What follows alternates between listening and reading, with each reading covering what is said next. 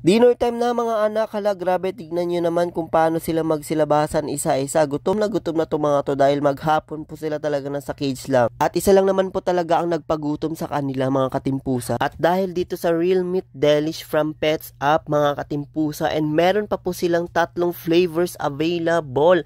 And tignan nyo naman at napakaganda ng packaging nila mga katimpusa. Isa lang naman po ito sa hinahalo ko mga katimpusa sa pagkain nila at talagang nagpapadagdag sa nutrients ng pagkain nila. At kung gusto nyo nga mga katimpusa ay makatipid, ito nga po yung life hacks na ginagawa natin para sa mga fur babies namin dito sa bahay. Lalong-lalo na pag marami po tayong alagang pusa sa bahay na katulad ko. Kaya naman samahan nyo ko at pakainin na po natin itong mga fur babies namin. At talaga namang may una na pong nakaabang dito. Tignan nyo naman po si Maxine. Siyan, kung mapapansin nyo mga katimpusa, equally divided po talaga yung pagbibigyan natin ng pagkain. At para naman talagang pantay-pantay ang pagkain na binibigay ko sa kanila.